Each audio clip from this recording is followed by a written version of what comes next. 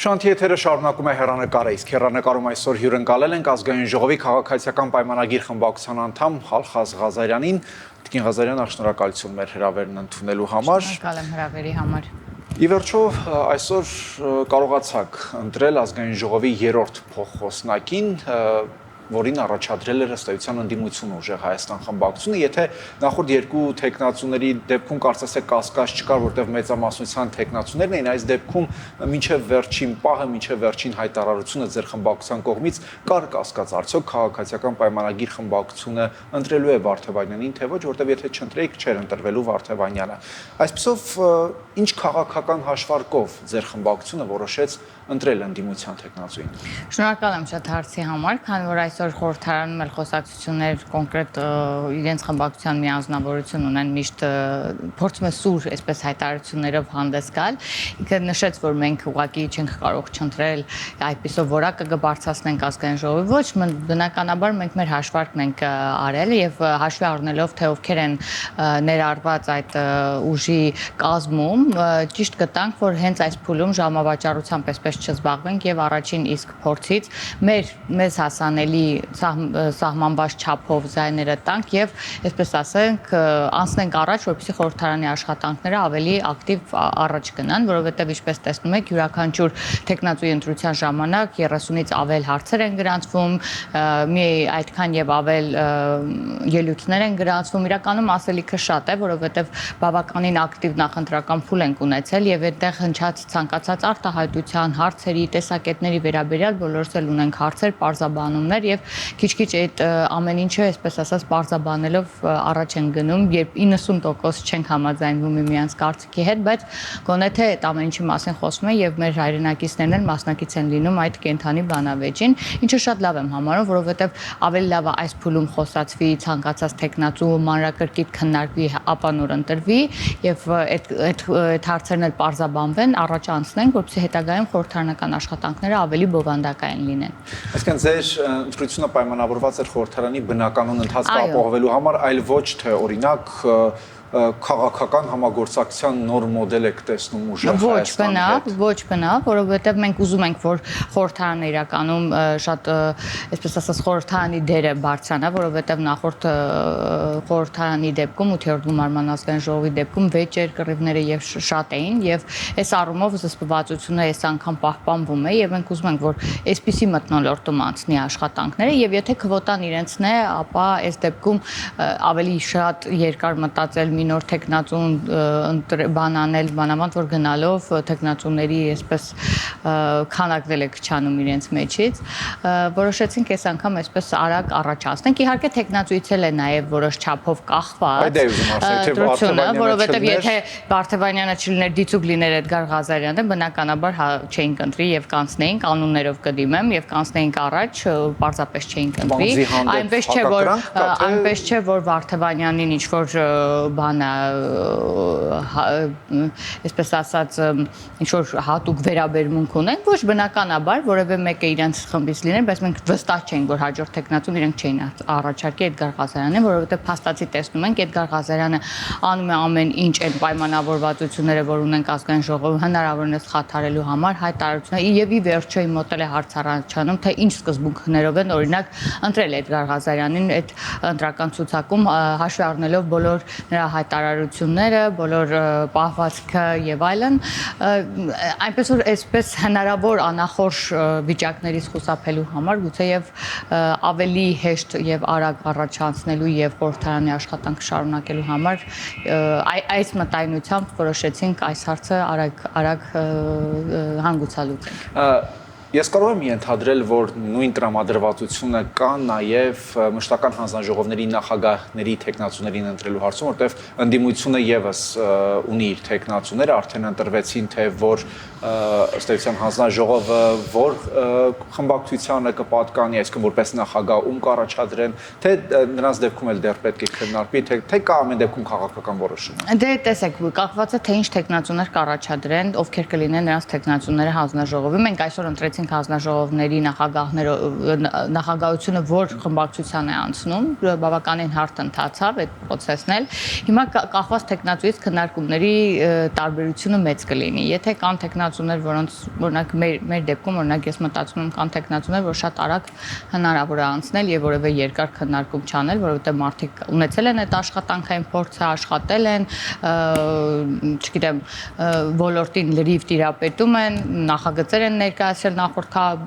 ազգային ժողովում, հետեւաբար երկար քննարկել այդ մարդկանց տեխնացությունը իմաստ չունի, կարելի է արագ առաջ անցնել։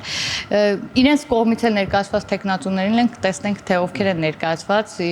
կհասկանանք ոնց են առաջ ընթանում։ Տիկին Ղազարյան, երբ իշխանության եւ ընդդիմության քննարկումը նիստերի դահլիճում բավականին հարթ է այսպես ընթանում, սկսում են հարցեր առաջանալ, կարող է մինչև նիստերի դահլիճ մտնելը արդեն որոշակի քննարկումներ կուլիսներում եղել են համաձայնություններ, թե ում կընտրենք, ում չեն կընտրի եւ այլն տեխնացուների մասով։ Հարթ են ընթանում, ես կասեի պարզապես փորձում ենք զսպվածություն բանանել, պահել, որովհետեւ երբեմն պորտկումներ ամեն դեպքում լինում են երկուստեք։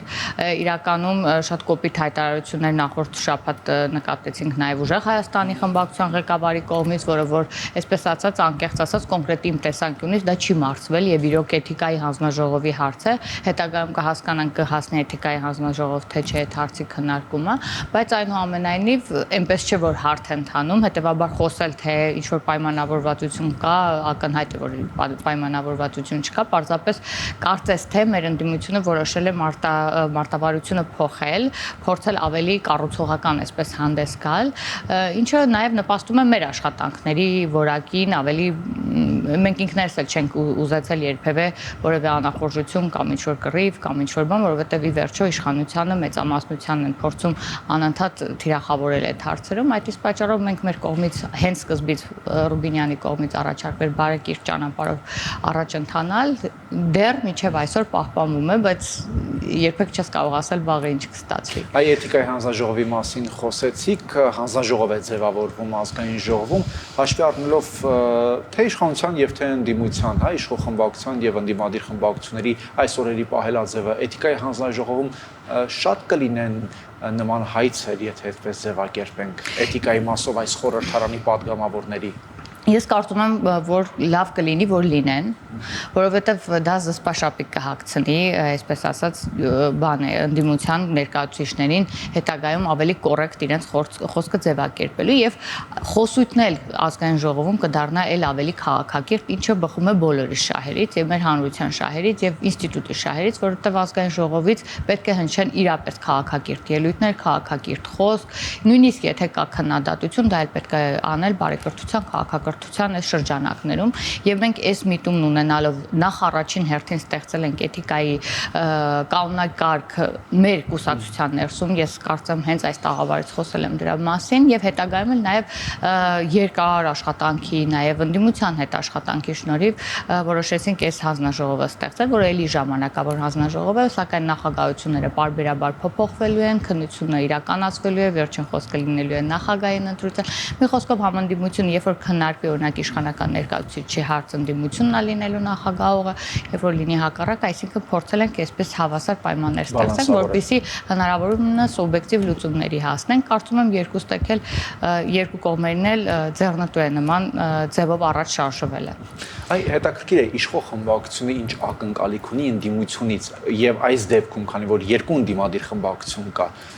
երկուսից էլ տարբեր են այդ ակնկալիքները, թե ամեն դեպքում համարում եք, որ նույն ընդդիմությունն է։ Ես միշտ եմ համարել գնահատականներ կան ձեր կողմից։ Ես միշտ եմ համարել, որ նույն ընդդիմությունը նույն բանի համար է պայքարում, իրականում հիմա ուղղակի խաղի կանոններն են փոխել, ուզում են այլ ռազմավարությամբ առաջ գնալ եւ դա տրամաբանական է, որովհետեւ փաստը ցույց տվեց նախորդ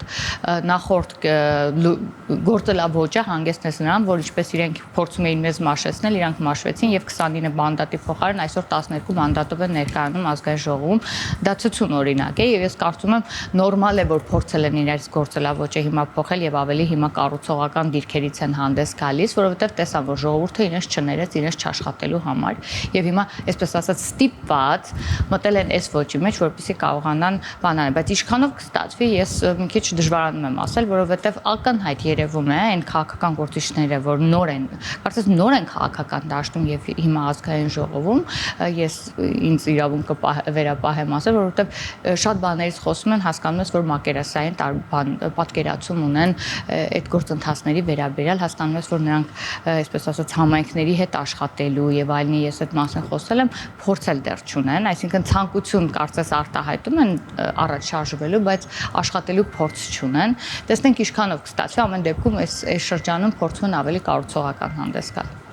Այն որ կարծես թե ընդդիմության հետ համատած նախորդ գումարման խորհրդարանի աշխատանքը կառուցողական է ստացվում, նման կարծիքներ արդեն կան, թե փորձագետների եւ թե նաեւ արտախորհրդարանական, այսպես եւ ուժերի կողմից որ գնահատականներ ես տեսնում, նման գնահատականներ կարծես թե հայտնվում են, բայց կան նաեւ այլ գնահատականներ։ Ասում են բացակայում է բովանդակային քննարկումը։ Հայաստանի արչեւ ծառացած խնդիրների մասին քննարկում չկա, հիմնականում անձնական խնդիրների մասին են բարձրացնում, մեկը մյուսի անձնական դաշտ է մտնում, մեկը մյուսի քերի, կին եւ այլն եւ այսպես շարունակ, այսինքն բովանդակային քննարկում դեռևս այս ընթացքում խորհրդարանում չեն տեսնում։ Դուք կիսում եք այս գնահատականները։ Բնական է, ես իրապես կիսում եմ, որովհետև մենք տեսանք, թե ինչպիսի խոսակցություններ էր ծավալվում Հայկ Կոնջորյանի ընտրության ժամանակ, ինչպիսի խոսակցություններ են անընդհատ կապված նաև ընդդիմության որոշ ներկայացուցիչների, հայրիկների տարիներին, կառավարման տարիներին, մենք ինքներս էլ երբեմն որ տեսնում ենք մարդիկ շատ են հեռանում իրականությունից, ստիպված ես հիշեցնել, թե մենք ինչերից եւ որտեղից ենք եկել եւ իրենց կառավարման տարիներին ինչեր են եղել, որովհետև երբեմն տեսնում ես, որ խոսում են օրինակ 2003 թվականի ընտրություններից, որոնք մեր պատմության ամենախայտառակ ընտրություններն են եղել, բայց բերում համեմատում են, ասենք, մեր օրյա ընտրությունների հետ, որ ընդհանրապես իրար հետ աղերս չունեն, բայց այնուամենայնիվ առաջ են կանցել այդ մասերով, թեպետ մեջս կա ասելիք այդ մասով ասել, որովհետև ինձ էր խոսքը հարցը ինձ էր հնչել, դեպի ինձ էր հնչել եւ առիթ չեմ ունեցել հակադարձել, հուսով եմ ապագայում առիթ կլինի, բայց էլի եմ ասում, բնական է, որտեղ նախընտրական ակտիվ փուլ ենք ունեցել եւ բազմաթիվ տեսակետներ, հարցեր, իրար նույնիսկ անձնական բնույթի, այսպես իրենց որակումներ ենք լսել, որոնց պատասխանը պետքա տրվի ազգային ժողովում։ Տեսեք, ես ինքս ասեցի, ժողովրդին պահել եք վախի մթնոլորտում, որպեսզի քվե ստանաք 300,000 ադրբեջանցիների թեմայով։ Եվ հիմա եկել է ժամանակը պատասխանեք, բա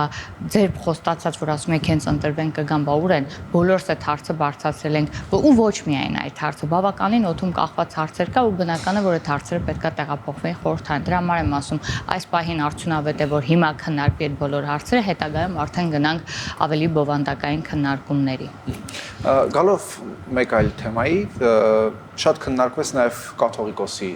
դատավարությունը, դատավորի ինքնաբացարկը, այնուհետ ընդդիմադիրների գնահատմամբ մեջբերում եմ նրանց խոսքը, սա ամոթի էջ է Հայաստանի համար, դուք ինչ գնահատական ունեք։ Ես համարում եմ, որ սա ամոթի էջ է Հայաստանի համար այն պահից սկսած, երբ որ կաթողիկոսը չկարողացավ հերքել, որ չունի զավակ եւ որ խախտել է կուսակրոնության ուխտը։ Սա շատ կարեւոր է մեր բոլորի համար, եթե մենք մարդուն համարում ենք վեհաբար, մարդուն համարել ենք այսպես մեր հոգեվոր առաջնորդ, ուրեմն պետք է որ անբասիկ լիներ այս առումներով եւ իմ համար այդ պահից եւ այդ դադարեց գոյություն ունենալ այդ պատկերացումը տվյալ անձի նկատմամբ։ Իսկ ինչ վերաբերվում է արդյոք սա ամոթ է, որ նման դատավարությունը տեղի ունենում, ոչ ամոթ չէ։ Ես կարծում եմ օրենքի առաջ միշտ ենք խոսել, կապ չունի կին ես, հոգեվորական ես, չգիտեմ, երեխա ես կամ երեխայի ես սպասում կամ անկահասակ երեխա ունես եւ այլն, ոչ մի բանը չի փրկում քեզ արդարադատությունից։ Այդ ամեն ինչի մասին մտածելով դու պետք է զերծ մնաս որոշ քայլեր իրականացնել։ Մենք այս օրերին անընդհատ լսում ենք նաեւ Արեգնազ Մանուկյանի վերաբերյալ, չէ, թե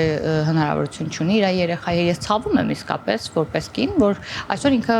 հնարավորություն չունի իր երեխայի հետ շփվելու, բայց չէ՞ որ այդ ամեն ինչը պետք է նաև ինքը հաշվի առներ։ Ես անմեղության կանխավարկածը թարապես չեմ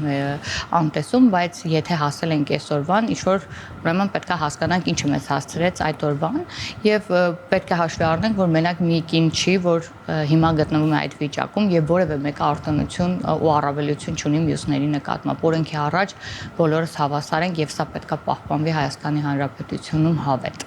Տիկին Ղազարյան, ասում են Գարեգին երկրորդի դեմ քրեական գործընթացը խորացնում է առանց այդ էլ լարված հարաբերությունները պետության եւ եկեղեցու միջև։ Ամբողջ խնդիրը այն է, որ մենք չենք կարողանում տարանջատել, որ Գարեգին երկրորդը, նույն ինքը Կտրիշ Ներսիսյանը եկեղեցին չէ։ Ամբողջ խնդիրը նա է, որ հենց եկեղեցու պաշտպանությանն է նվիրված այս գործընթացները, որոնք տեղի են ունենում եւ այն քաղաքականությունը, որ մենք որդեգրել ենք եկեղեցին մաքրելու ուղղությամբ։ Սա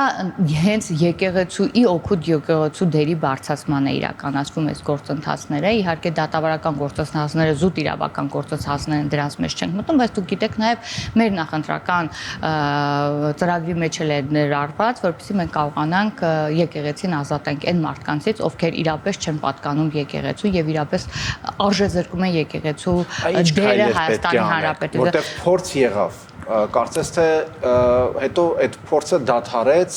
հետո նաև ամրագրվեց ձեր կուսակցության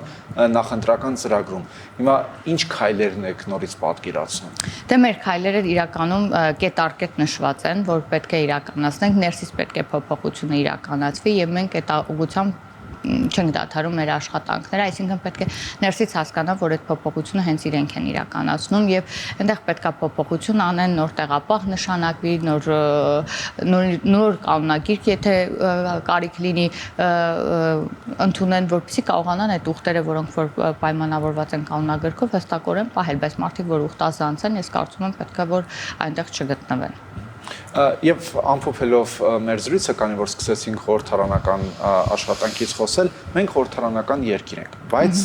տարբեր գնահատականներով խորհրդարանական վերահսկողության իրական լծակ չկա։ Ինչ որոշում է կառավարությունը, դա էլ լինում է։ Այսինքն խորհրդարանը խորհրդարանական երկրում այդ իրական լծակը չունի ըստ տարբեր գնահատականների։ Դուք չեք կիսում այդ կարծիքը։ Ես չեմ կիսում այդ կարծիքը, որովհետև իրապես խորհրդարանական աշխատանքները երբեմն շատ տեսանելի չեն լինում վերահսկողության առումով եւս, որովհետև այսօր էլ օրինակ հանձնաժողովների աշխատանքի վերաբերյալ երբ որ խոսույթ էր գնում, թե այս հանձնաժողովը քիչ է աշխատել, մյուս հանձնաժողովը շատ է աշխատել, բայց իրականում այսպեսին է, որոշ հանձնաժողովներ օրինակ արտաքին, այսպես ասած, բլոկում են լավ աշխատանք իրականացնում եվրոպական ինտեգրման հանձնաժողովն է, եվրասիական հանձնաժողովն է եւ այլն։ Մյուս հանձնաժողովները արդեն հողի վրա ավելի տեսանելի է նրանց աշխատանքը։ Օրենսդրական նախաձեռնությունների շրջանակում, ինչպես նաեւ համայնքների հետ աշխատանքում ամեն մեկն ունի իր ուղղվածությունը եւ այդ ուղղվածությամբ է ծավալում իր աշխատանքը։ Վերահսկողություն բնականաբար խորհրդարանական երկրում թվում է թե կառավարություն, այսինքն հենց այնպես է որ կառավարությունը շատ օրենսդրական նախաձեռնություններով հանդես գալիս, բայց դա էլ է բնական, որովհետեւ կառավարությունը իրականացնում օրենքների հետ աշխատանքը, կիրառումը տրված է կառավարության եւ բնականաբար բացերի արկայության դեպքում օրենսդրական քննարկումը գալիս է նորից խորհրդարան։ Հնարավոր է մի օրենսդրական օրենք մի քանի անգամ փոփոխության ենթարկվի կարճ ժամանակվա ընթացքում, որովհետեւ կիրառման արդյունքում հանդես են գալիս ի հայտ են գալիս խնդիրներ, որոնք որ օրենքի դաշտում են եւ պետքա փոփոխվեն։ Այսպես զուգահեռ միմյանց հետ աշխատանքի արդյունքում է իրականացվում, երբեմն ասեմ շատ օրենսդրական նախաձեռնություններ, որ գալիս է կառավարությունը, շատ դժվար են ընդունվում խորհրդարանի կողմից կամ մի քանի անգամ քննարկումների հետ վերադարձնելու, նորից քննարկելու, նորից բերելու, այնպես չէ որ հեշտ process-ներ են անցնում, այնպես որ այդ տեսանելի մասը, որ տեսնում ենք մի քիչ այլ բանի մասին է խոսում, իրականում ետնաբեմում ավելի մեծ աշխատանք է ծավալով կատարվում։ Շնորհակալություն։ Ձեզ էլ եմ շնորհակալ։ Հեռանկարում ազգային ժողովի քաղաքացիական պայմանագիր խմբակցության անդամ Ալխաս Ղազարյանն էր։